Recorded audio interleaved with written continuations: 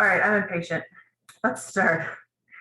So for the next hour, we are going to visit about what kind of information do we as stakeholders on this call want law enforcement and first responders to have about unsafe care. So I would envision, based upon our discussions at the last meeting and what came out of those work groups, the question was, if a first responder is on the scene, and in my limited sort of brain, I would say that's EMTs, fire, and police, but we can certainly expand that. Other people who know more about that than I do. If they're on the scene, what should they look for in order to identify unsafe care and sort of take that to the next step in contact licensing? Now, we could look at this from the perspective of both calls to, DHS, social services for sort of child abuse, neglect, and maltreatment. And I think that's because that sort of overlaps with what we're doing. However, I do want to keep, I want to keep the discussion. I will keep redirecting it back to childcare, right? So whether it's licensed care that is unsafe, whether it's exempt care that meets the exemptions but is unsafe for some reason, or whether it is care that requires a license but is not licensed and is unsafe. So I would ask that we focus on sort of all of those things.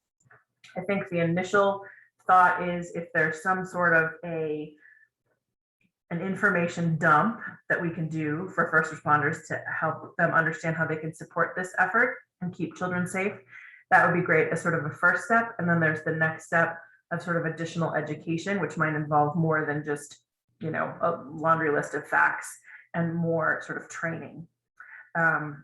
And getting into that sort of behavior modification space. So that's sort of what we had identified as an issue to discuss today. So I don't know if it makes sense I'll just open it up. We could either start with providers and stakeholders talking about what they would like law enforcement and first responders to know, or we could start with first responders and law enforcement and say, where do you feel like your knowledge gaps exist? Anyone feel strongly, or should I just put somebody on the spot? Hey, I guess I can go. Thanks, Adam. Yeah, no worries. Hey, so, as an aside, would everyone just put their name and their organization in the chat just so we have an accurate record of who all is here? Yeah, give me 1 sec.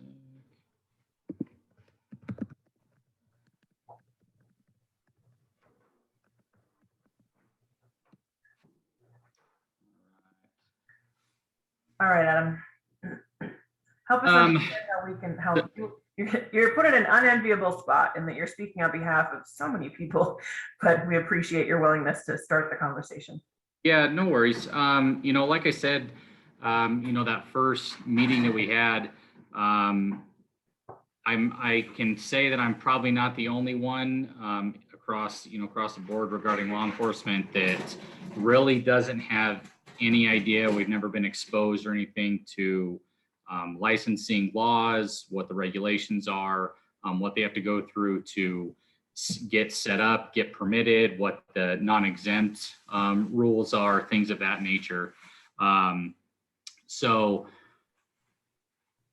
I think, everybody across the board, as far as law enforcement goes, is going to understand what, neglect look like, what unsafe environments look like. That's stuff that already gets looked at and is on our minds when we're going into, any home in general. We're always on the lookout for stuff like that. But as far as whether there's too many kids, whether it's unlicensed, licensed, things like that, just knowing the regulations is probably a good place to start. As far as, I don't know. I guess you don't know what you don't know. Yeah, you know what I mean? And so coupling that information with what we already, have has already been pushed out to everybody from the time you go to the academy through, just continual training and continual just learning by experience Mhm. of what abuse, neglect, or unsafe environment stuff like that look like, and what we feel needs to be reported to DHS Mhm. um, is probably a good place to start. Okay. For those of you in the field or with licensing, um, how, if you walk into an environment, what do you look for aside from a license on the wall to identify whether this care is appropriate under our current scheme?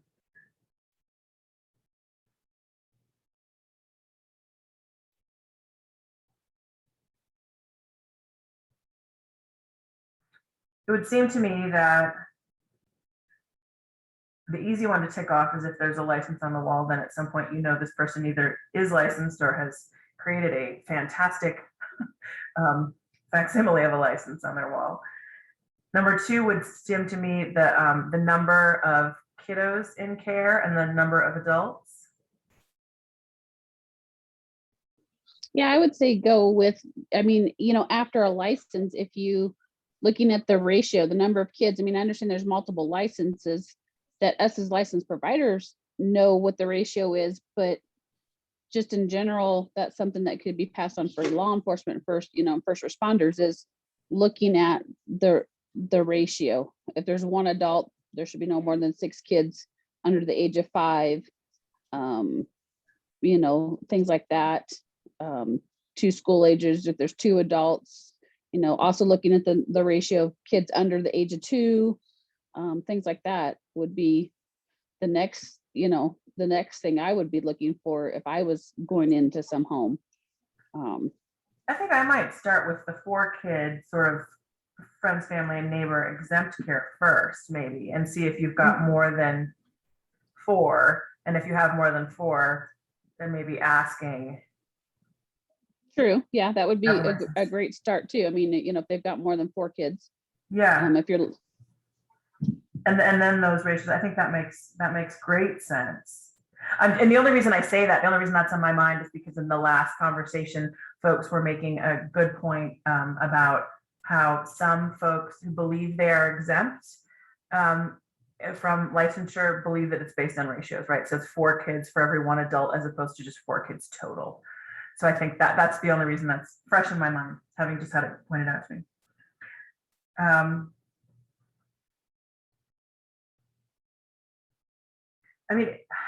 What Adam, you talk about sort of how first responders do have some significant training in, looking for abuse, neglect, and maltreatment, those kinds of things. How do you think, how is that information conveyed to you? Is it sit down trainings? Is it some sort of handout or flyer? What's the best mechanism to get that for you?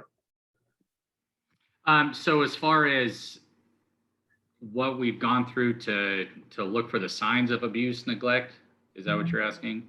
Yeah, I'm thinking about the way you could get the information to folks. Yeah, as far as trying to reach a broad spectrum, obviously our goal is to get this information passed to every law enforcement agency throughout the state. I've mentioned before, your online training sites are probably going to be the best way to get things across, pushed out to everybody. Now, unfortunately, I don't think there's one training, site or program that every agency across the state utilizes. I would probably start with Police One. I don't have, contact information off the top of my head, but I know Police One is a training site that a vast majority of law enforcement agencies use to push out training videos and stuff like that to get yearly training requirements done, stuff that you don't have to have physical practicals to do every single year. Like you obviously can't do like firearms or arrest control or things like that over Police One, but like de-escalation, anti-bias training, things of that nature, that there isn't necessarily hands-on practicals. A lot of that stuff, at least our agency and a good chunk of agencies that I know of, or, here around the state, at least the metro area, use Police One to push out those training videos and stuff like that to do those yearly trainings. So I hear you saying that it might be easier for first responders to use an existing platform rather than a new one. Yeah. I would try to use, I think trying to build a whole new platform would be a monumental task given, and then given the amount of time we have right now, it's a pretty tall order to ask to try and create something from scratch when there are some very good, systems. Well, licensing could, one of the platforms that providers use is PDIS, which stands for what? Personal Development Information Systems, or something like that, something similar. And their links, it could be on a website somewhere. Would that be a hurdle to say, like, click into this website and do it and download a certificate? I don't think so, because we actually, I'm just speaking for Douglas County here, but Yeah. We have several things, trainings that we've actually used where we'll get an email and it's an external link, like cybersecurity, cyber awareness, Great. Trainings, things like that we have to do every year. Those are external links that we get, where it's the hot link or whatever you want to call it is embedded in our Police One training. So we would log into Police One, click on, start the course, click on the link. It would take us to this external training site or whatever, wherever that may be. And we'll do, go through the class or whatever it is, get your, certificate or however it does it, and then go back into Police One, and go, hey, yes, we completed the training course and, and click. And so we get credit through Police One, but it's all kind of embedded on the back to keep it in check that we actually did do the training, That makes sense. There have been some great comments in the chat about other information that might be of use to first responders. For example, how to read a license so that you could look at a child care license and say, this is what it means.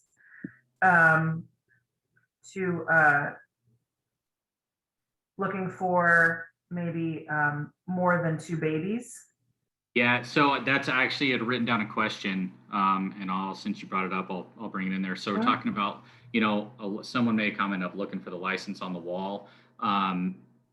Obviously, we can ask somebody, hey, do you have a license if we suspect that it's, illegal or too many kids or whatnot. Right. We can ask somebody, hey, do you got a license? And they can, they can tell us, yeah, here it is, or they can tell us to go pound sand for all intents and purposes. And there's not a whole lot we can do at that point because we obviously can't force people to talk to us, right? But in the event that we suspect that there's something that's not right, and we say, hey, do you have a license or whatever? Can we see your license? And they're like, yeah, sure. And they hand us a license, whether I don't know what they look like, but is there any type of security guard, safeguard stuff like there is in driver's licenses, money, things of that nature, to where there's safeguards to where you can look at it and look for certain things to see if it's a fake or something like that, or what exactly we're looking for. The DMV, Department of Revenue, they send us, like law enforcement, we get booklets that have, this is what the safeguards look like. This is what to look for. Here's what a fake looks like next to non-fake, and so if there's something like that that can be pushed out so that guys can look at it in, a little pamphlet or something that just checklist, hey, this is the stuff to look for. This is what's supposed to be on there type stuff. So we can at least say, yeah, we think that this might be a fake or whatever, to be able to push that information to you guys. And, you guys have a little bit more leeway as far as what you can do versus what we can do in that situation. Sure. Mark, have you had issues? I'm going to put you on the spot if you're around. Have you had any issues with folks having fake licenses? Is that something that comes up? You may have stepped away. So one thing, the license, Adam, is typically, it's a printout that looks like a certificate, and then there's a yearly sticker that confirms, that it's been issued in this calendar year for a period of time. It's good for a year from the date on the license. And then there's a maximum group size, and then different age bands of kids, right? So it could say you could have X number of children between this age and this age. And that would be something that would be useful, I think, is what I'm hearing from the group, is understanding if I were, for example, licensed for, from a large childcare home, and I'm licensed for 12 kiddos with, 2 babies and breast school age, or whatever my particular span is, that then if you walked in and I had 7 babies, then that would be considered unsafe. The idea being that, depending on the number of people you have and what you're licensed for, you can only carry so many babies at a time, right? So that's one of the. Is that print? Sorry, and is that are those ratios? Are you saying on the sticker or on the license? It's on the license itself. So here we go. Amber's showing us her license. See, there you go. Thanks, Amber. Okay. So it says June 2022. And then So up top, the small print that I'm gesturing to, that you can't see I'm gesturing to, says how many children Amber can have between different age groups. You're like Vanna White, Amber. And so do you get, I see it's got a month and then a year sticker. Do you get a new month and a new year sticker each year, Yes. or just a new year sticker? Well, generally a year sticker, but if you Just a year sticker. Okay. And are they like color coordinated? You know what I mean? Or, and then is there some type of, The colors have not changed in the 12 Okay. years I've been licensed. They're always blue.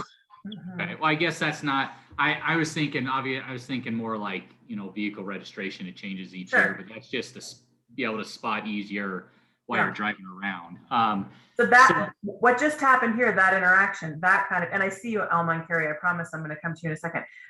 But that kind of interaction of you understanding this is what a license looks like, and this is what the stickers mean, that could be that. kind of Yeah, information. no, just something simple like that is Yeah. definitely big. Now, is there some type of, is there a violation under your guys' section? I believe either 20, you guys use like 26 and 23 code, right? Or 24, yeah. 24. Is there a violation under your guys' code that specify, that's, hey, you have to have your stuff current and up to date? And Or it's a misdemeanor. It's a misdemeanor under So- Intro 24. I guess so. Us knowing that, right? Knowing, hey, this is what, this is what you're supposed to have. You're supposed to have your license with an updated year and month sticker. And if you don't, right, that gives us the ability to be a witness, an eyewitness to that crime, right? So we can write up a report. Obviously, we don't charge that, but we can write that up and we can be an eyewitness and testify for your guys' case. When we write up our report, it's on our body cam, things like that, and send you guys a report. So you have an eyewitness account from law enforcement corroborating, hey, this violation, which might give you guys a little bit more of a leg to stand on when you're going out and contacting these people. Absolutely. And one thing that would be very important in that information that is delivered to you is for you and other first responders to understand which providers do not need a license, right? So not every person caring for someone else's kid in their home needs a license, right? So that's where the four people and the babies come in. So, but before we go, we could just, Alma, do you want to visit with us? I think you were, or was Carrie first? Alma. Carrie was first, so let her go. Okay. Sorry, Carrie. Go ahead. Oh, no, it's okay. I was just saying it would be great if there was some type of easy way for first responders just to report when they think they've been in a childcare setting. I don't really expect first responders to be policing us. I mean, obviously, if you go in there for something you're going to be writing a report on, it would be great to include that so you could be a witness. But even if just first responders come because a child locked themselves in a car, the fire department comes, they unlock that vehicle, and they witness, 5 of the kids playing in the front yard. If there was just some type of form that first responders could fill out and say, we went to this address, it's a possible childcare setting. We don't know if it's legal, unlegal, because licensed settings are supposed to report when we have first responders come to our home during business hours. So even just with licensed setting, that's another way to keep licensed settings safe as well. We have, I think, 24 to 48 hours to report if we have first responders come to our address during business hours, whether it's related to our business or not. But then also OEC could simply look and say, yep, this is an address that's licensed. Nope, this isn't an address that's licensed. Maybe we need to go look at it a little closer. Thank you, Carrie. That's a good reminder about the obligation. And I like that we're focusing on licensed providers as well, because as we've addressed, licensed providers can be safe or unsafe as unlicensed, exempt or not exempt can be the same. Safe care can happen anywhere. Unsafe care can happen anywhere. But I like focusing on the existing regulations and how we might be able to use them in a different way because they already exist, right? So asking providers who are licensed to continue to follow that obligation, that could be an interesting connection. What and I'm going to ask a follow-up question after I let Alma speak. Well, I was just going to mention on the fact that like our licenses, like if you were to ask for a license, sometimes we don't get our stickers in a timely manner. Sure. So that could be something that could kind of hinder the police department. You know, so that would be something that maybe OEC needs to get more on top of, is getting stuff out in a timely manner. Mm-hmm. And then also for the first responders and stuff, is to know that our licenses don't carry from state to state. They're only Colorado issued for Colorado. So that's also something, because you'll find somebody go, oh, I was licensed here and it transferred with me. It doesn't transfer from military base to off base. It doesn't transfer from off base to military base, things like that. Nor do they transfer state lines. So that's also something to know. Nor do they change if you move. Like I moved from my house to another house, it's only for that address listed on that license, not for the new house. So then it's a new license. So that could be also something for them to know, you know, if there was a toolkit put together or something like that. Oh, that's perfect. That's exactly the kind of suggestions that we need in order to make sure that, you know, a toolkit or a training contains information that's relevant. We all only understand this from the perspective, or most of us understand it primarily from the perspective that we see. And so it's helpful to know what everyone is seeing in this issue so we can, and I like the hurdles too. Like I think about the struggles that the state has with, you know, trails, background checks and things like that, that are, you know, that take longer than maybe expected. And so then you have folks being written up for something sort of outside of their control, and how does that work? So I appreciate your comment about the OEC, the annual stickers.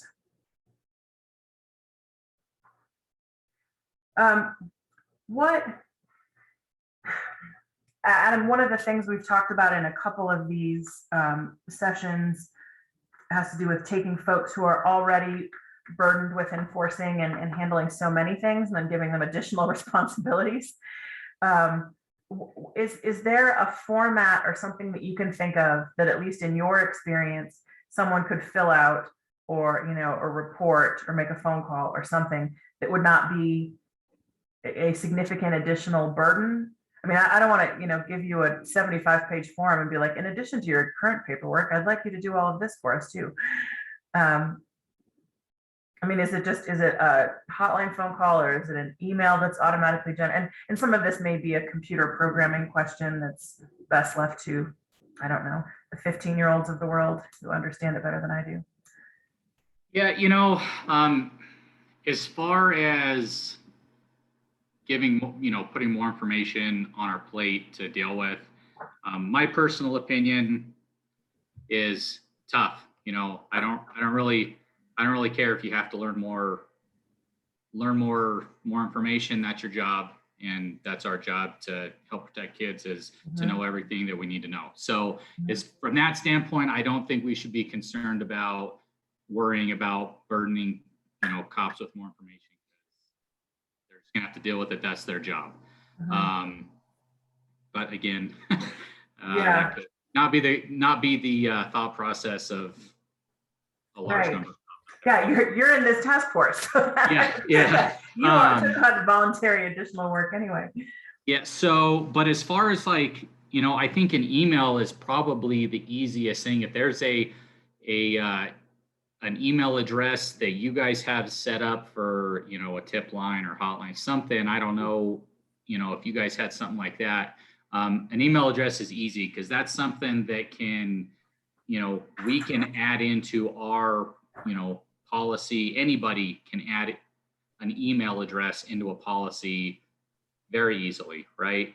And as long as, and then that policy gets pushed out and people know that, hey, if you suspect something like this, we're not asking you to do a bunch of other forms or, anything like that. We're asking you to send one email that just says, hey, today I responded to this address for this issue.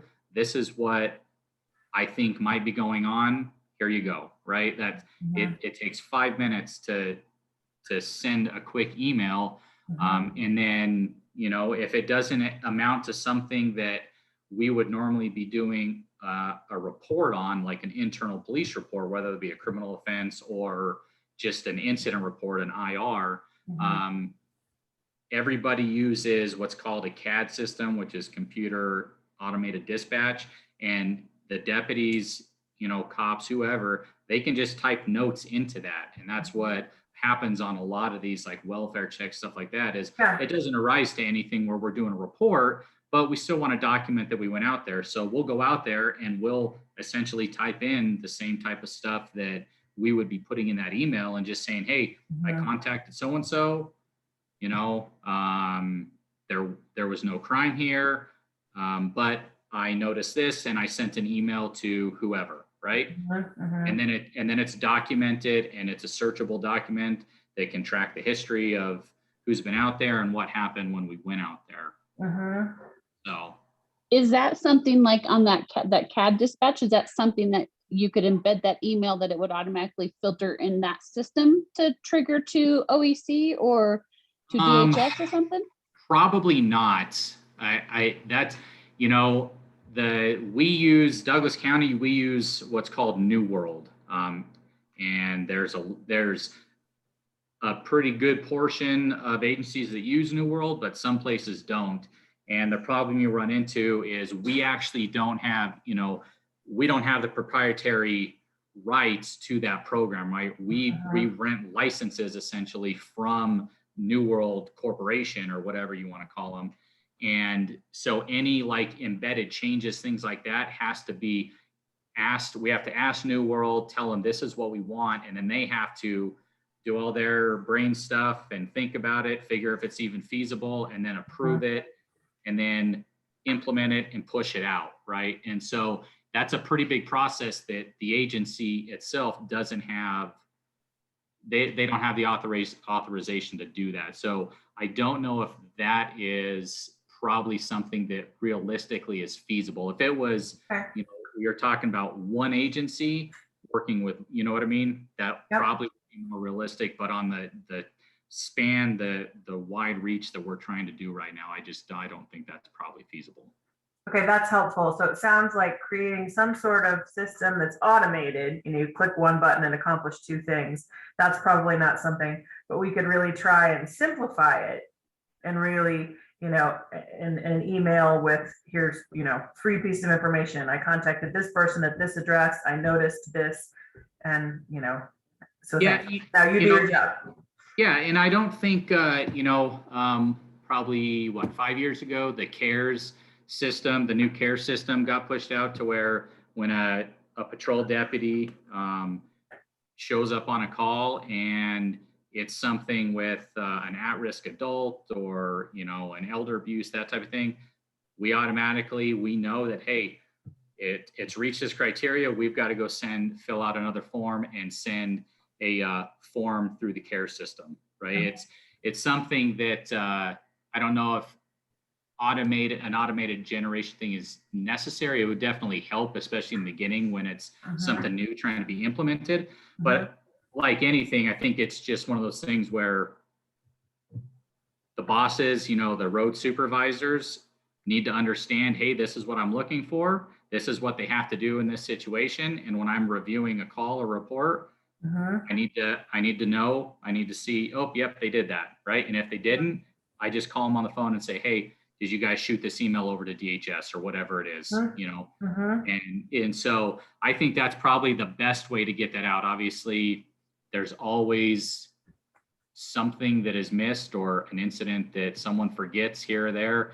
You know, that's with anything, we're all human, but I think that's probably your best way and quickest way to get something like that implemented Mhm. is just giving that email to somebody within that agency that they can get it put into policy. Yeah, Have that pushed out to everybody. thank you for that.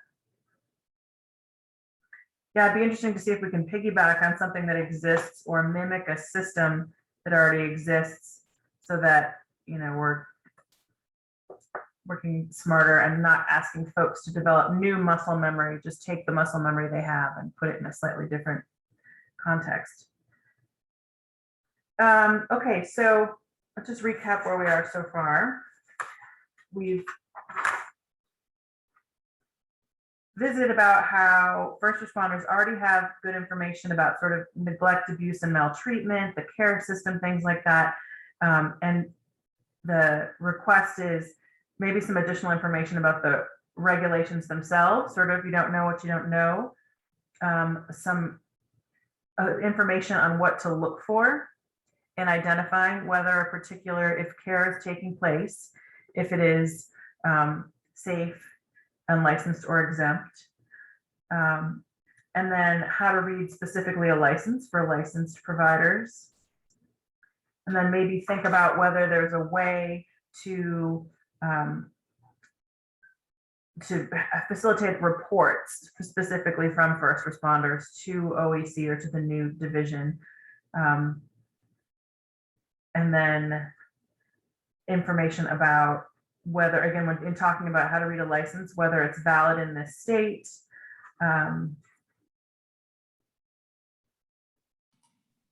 Laura, this is Danielle. Danielle. Hi.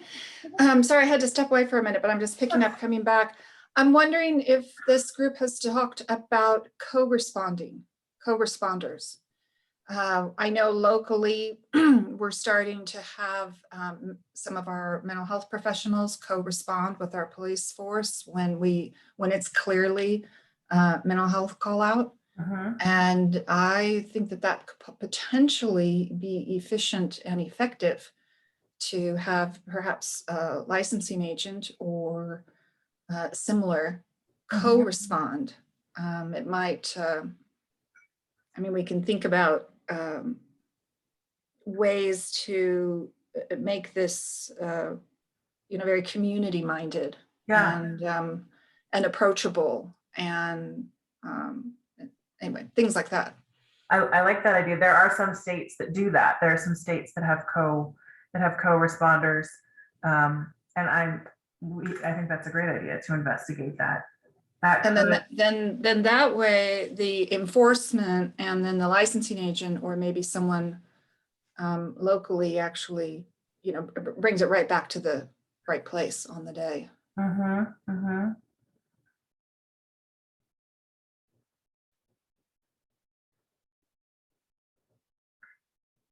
think that's a great idea.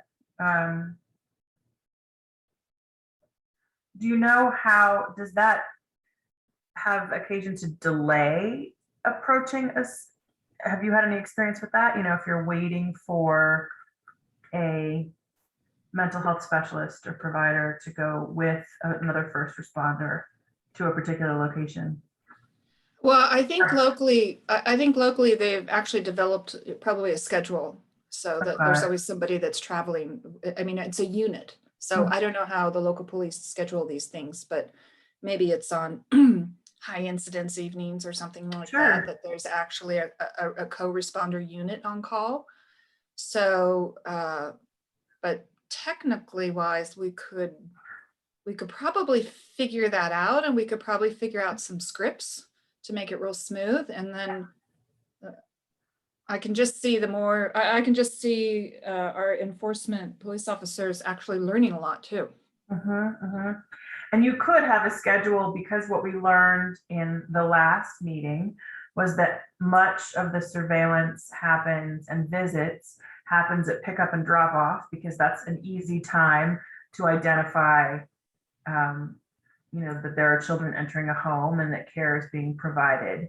So you could have a schedule that didn't necessarily cover, 24 hours a day or even 8 hours a day, right? You could have a 3-hour window in the morning and 3 in the afternoon.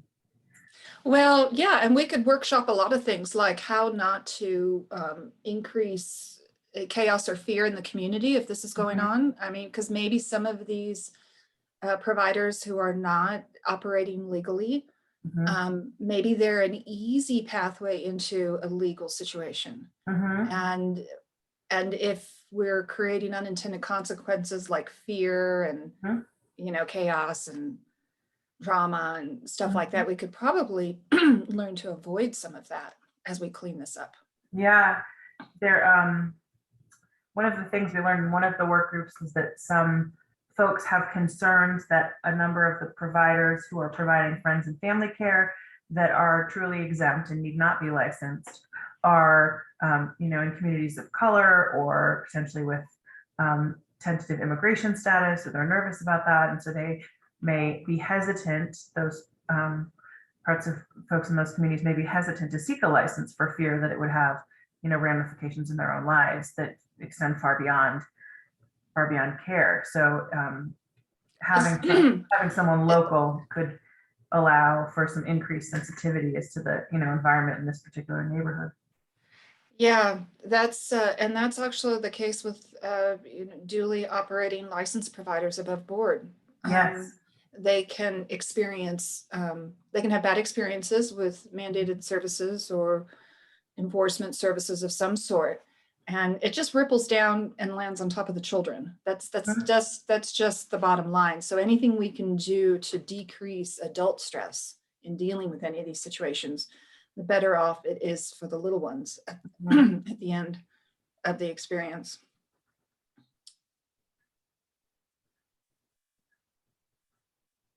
I'm writing, sorry. Yeah.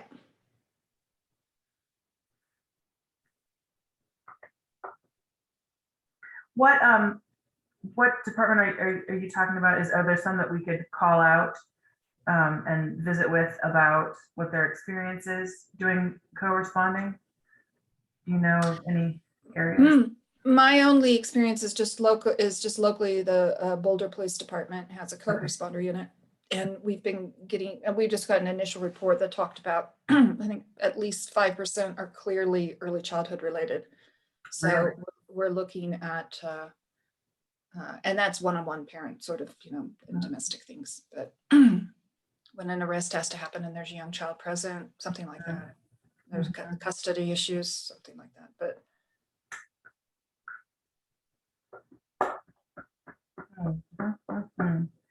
do you think, is it important for first responders to have information about the why behind sort of why these regulations are coming or are what they are?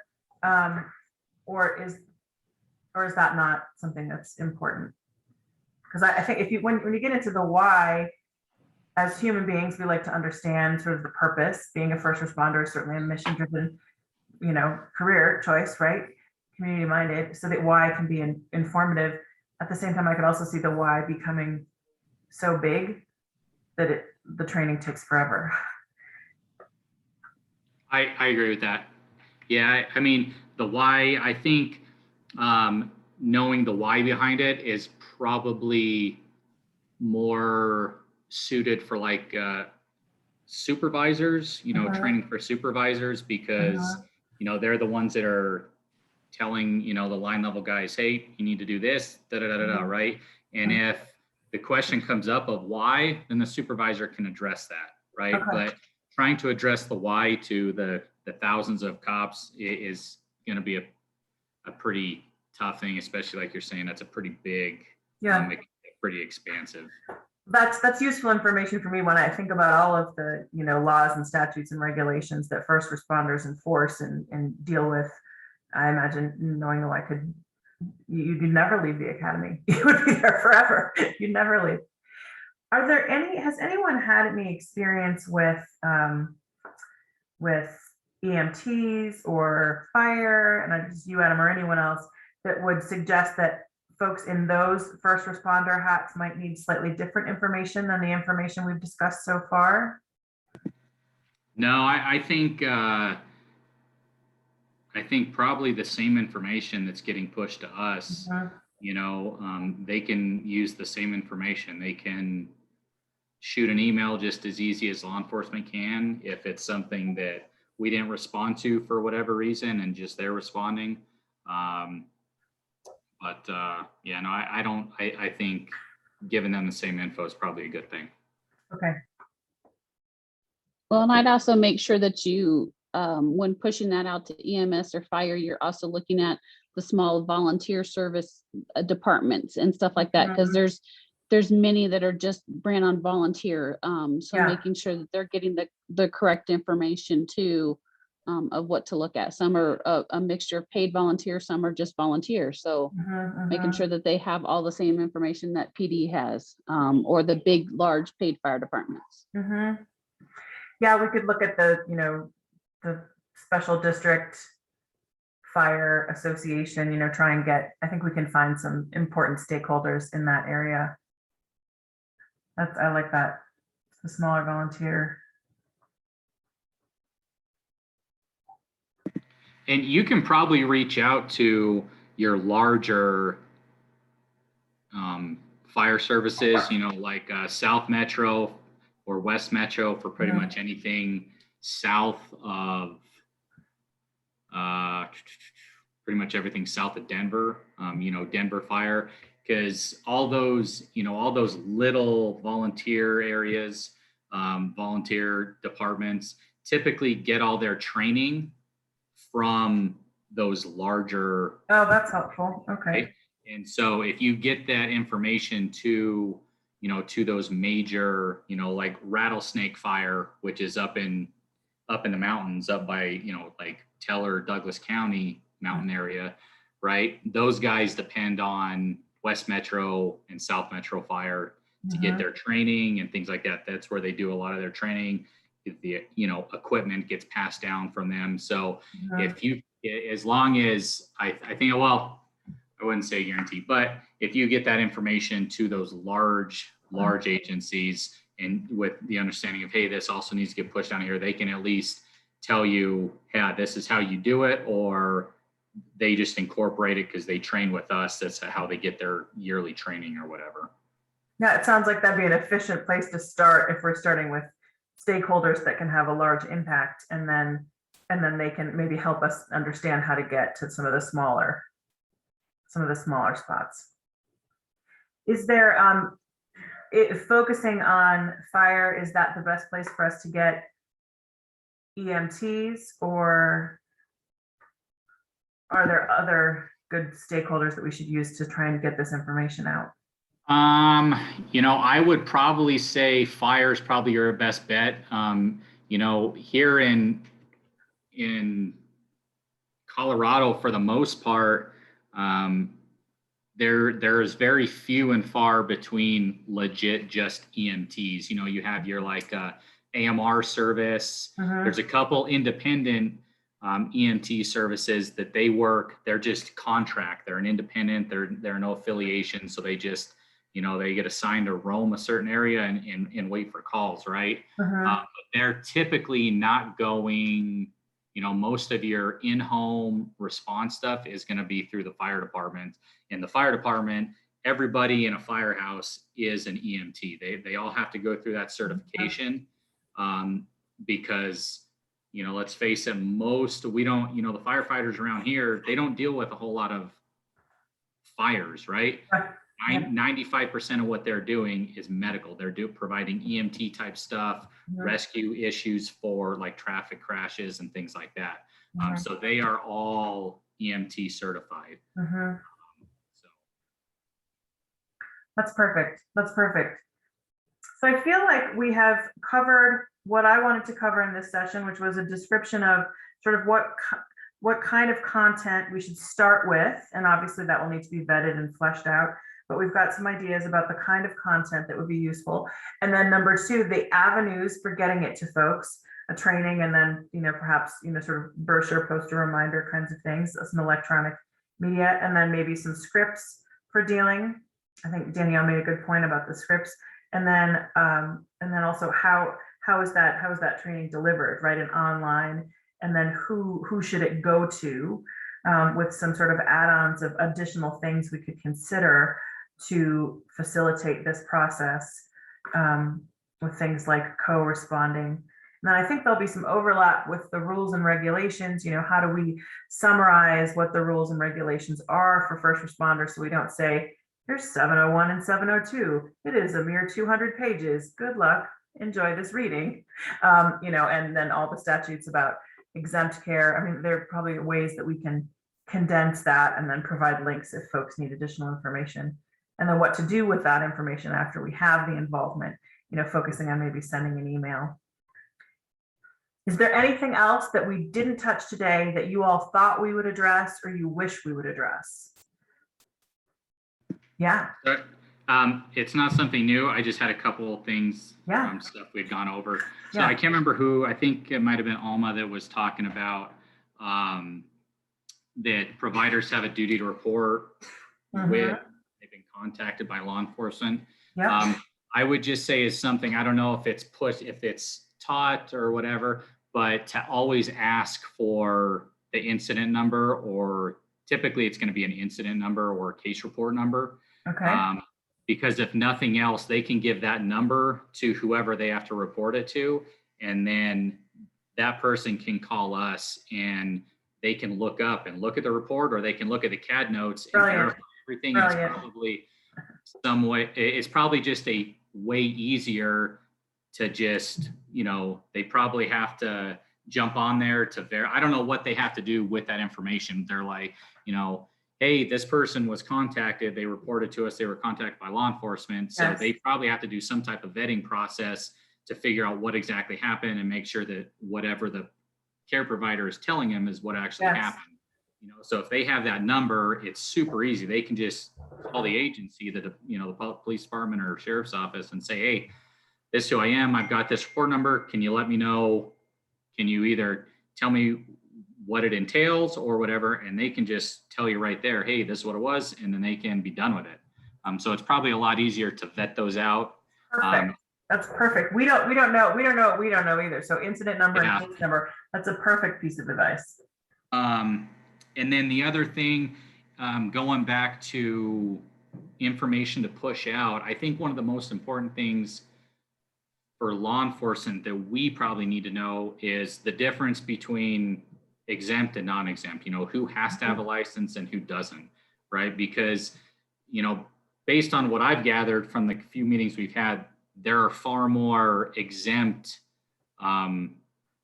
places than licensed based on, you're watching a family or neighbor or whatever, right? And you don't reach that level where you have to have a license. Mhm. So just looking at it, trying to step out of, I'm not a cop, I'm just a person, right? If it's me that's running an exempt daycare where I don't have to have a license, I don't want to keep getting bothered by law enforcement or licensing from you guys or DHS. I don't want to deal with that crap because Yeah. it's interrupting my way of providing for my family, and I can only imagine how frustrating it would be if, the cop goes out there for whatever reason and they don't know that you're exempt, right? And so then they report it to whoever, and then someone else is coming out to verify, and then you've got all these different agencies coming in and messing with you when they don't really need to. And it could, I could just see how that could be really frustrating and potentially cause issues, with those people trying to just provide what they're legally allowed to provide. So, Yes, and to Danielle's point, the stress felt by adults trickles down Yeah. to children, and I hear that's a good point.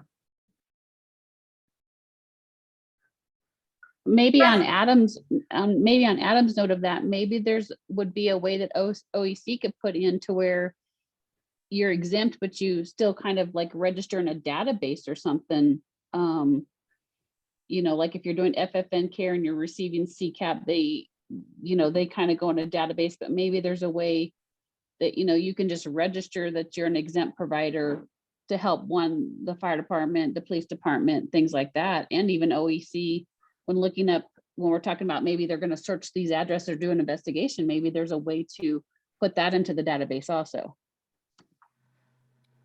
Yeah, I could see that being a big help. I mean, everybody has a phone, like every officer has a phone, they have a computer, right?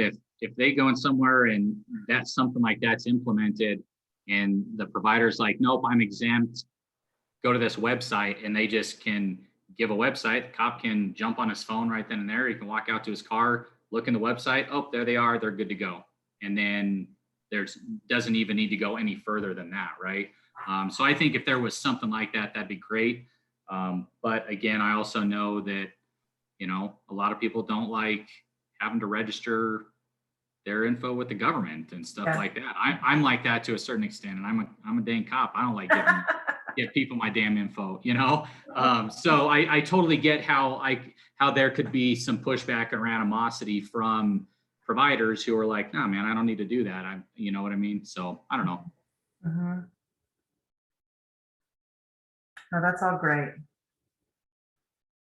All right, any last comments before we move on to the next work group? What we'll do is I will provide sort of a brief summary of some of the things we discussed when we all meet together on the 1st, and then we'll divide up into other groups and deal with some other specific issues. And we'll decide if this work group should continue as is, or if it should be sort of disbanded and we should come up with another area to focus. We're trying to be as sort of nimble as we can be. But unless anyone has any last comments, which are welcome, going once, going twice. All right, my friends, thank you so much for your time. I wish you a peaceful and happy and safe afternoon, and look forward to visiting with you all on the 1st, if not later today. Thanks, everyone. Thank you. Bye-bye.